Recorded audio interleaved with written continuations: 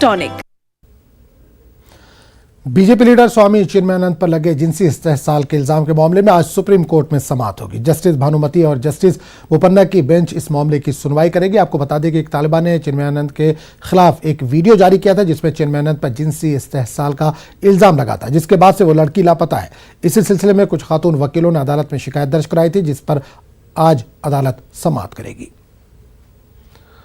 और इस पूरे मामले पर बात करने के लिए हम सीधे रुख करेंगे दिल्ली का, जहां से हमारे मध्य सुशील पांडे इस वक्त जुड़े हैं। सुशील, स्वामी चिन्मयानंद पर आज सुनवाई है, जिनसी इस्तेहसाल का उन पर इल्जाम लगा है, क्या मुश्किल में पड़ सकते हैं चिन्मयानंद? जी देखिए, साफ तौर से मुश्किलें जरूर बढ़ सकती हैं। हालांकि इस पूरे मामले में वकीलों का एक समूह है जिसने सुप्रीम कोर्ट में एक लेटर पिटीशन लिखा है और उसमें उन्होंने मांग की है कि पिछले 3 दिनों से लड़की गायब है और लड़की की खोज खबर को लेकर अभी तक कोई भी जानकारी नहीं है। एलएलएम की स्टूडेंट्स बताई जा रही है फिलहाल वो लड़की, और उसने बाकायदा मीडिया एक वीडियो फुटेज जारी किया है और ये बताया है एक वीडियो क्लिप में कि किस तरह उसके परिवार पर बार बार धमकी दी जा रही है, उसकी जान को खतरा है, और इसको एक गंभीर अपराध बताया है वकीलों ने। सुप्रीम कोर्ट में उन्होंने लेटर लिख के कहा है, चूंकि स्वामी चिन्मयानंद एक बड़े ओहदे पर हैं, मंत्री भी रह चुके हैं, तो उनका दबदबा काफी उत्तर प्रदेश में भी रहा है, लिहाजा इस पूरे मामले में सुप्रीम कोर्ट इंटरवीन करे क्योंकि दूसरा उन्नाव न होने पाए, ये अपनी उस लेटर पिटीशन में मांग की है वकीलों ने। फिलहाल इस लेटर पिटीशन पर सुप्रीम कोर्ट ने संज्ञान लिया है। लेटर में यह भी कहा गया है कि उत्तर प्रदेश सरकार को नोटिस जारी किया जाए और ये पता लगाने की कोशिश की जाए कि आखिर लड़की है कहां। दूसरा कि उन तमाम परिवार वालों को सुरक्षा भी मुहैया कराए सुप्रीम कोर्ट। अगर सुप्रीम कोर्ट इस मामले में इंटरवीन करता है और जांच की इंक्वायरी के लिए उत्तर प्रदेश सरकार से रिपोर्ट तलब करता है, तो ये आजम जैसा आप कह रहे थे, तो मुश्किलें जरूर बढ़ सकती हैं चिन्मयानंद की, क्योंकि लड़की का जो आरोप है वो संगीन आरोप है और अगर वीडियो की शक्ल में है जी का दायरा आगे बढ़ेगा तो कहीं ना कहीं ये दायरा चिन्मयानंद तक जरूर पहुंचेगा। अब देखना यह है कि जो आरोप है उन आरोपों में सच्चाई कितनी है, लेकिन फिलहाल मामला देश की सबसे बड़ी अदालत के सामने पहुंच गया है। तो आज जो सुनवाई होगी उस सुनवाई में उत्तर प्रदेश सरकार क्या कहती है और सुप्रीम कोर्ट क्या कुछ कहता है। बिल्कुल सुशील, नजर बनाए रखें, आज सुनवाई है इस मामले पर, आपके पास फिर लौटेंगे। फिलहाल इस तमाम जानकारी के लिए बहुत बहुत शुक्रिया सुशील। साबिक वज़ीर खजाना पी चिदम्बरम को आईएनएक्स मीडिया मामले में ईडी की गिरफ्तारी से 5 सितंबर तक के लिए राहत मिल गई, जबकि आज सीबीआई तहवील खत्म होने के बाद सीबीआई चिदम्बरम को एवेन्यू कोर्ट में पेश करेगी।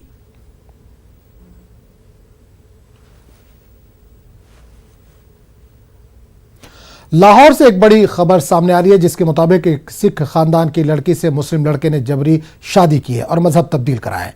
लड़की के मां बाप ने पाकिस्तानी हुकूमत से मदद की अपील की है और 31 अगस्त तक लड़की के ना मिलने की सूरत में खुदकुशी की धमकी दी है।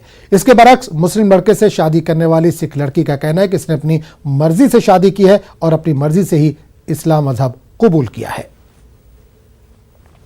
कल लड़की अगवा की गई थी, वो मेरी सिस्टर है जगजीत कौर, उसको कल ज़बरदस्ती अगवा की थी, तो उसको धमकियाँ दी थी अगर आप इस्लाम कबूल नहीं करोगे तो आपके पापा और आपके भाई को दोनों को गोली मार दूंगा। कल उसको ज़बरदस्ती इस्लाम भी कबूल कर दिया। तो मेरा इमरान खान से तो चीफ आर्मी कमर जावेद बाजवा से अपील है कि हमारी मदद करे। गुंडे रात को हमारे घर पे आए, उन्होंने हमारी छोटी बहन को घसीट के ले गए और उनको ज़बरदस्ती टॉर्चर करके इस्लाम कबूल करवाया। सुबह में हम थाने चले गए और हमने FIR कटवाया, SHO के पास चले गए, DCO के पास, पर किसी ने हमें इंसाफ नहीं दिलाया, किसी ने हमारी बात नहीं सुनी।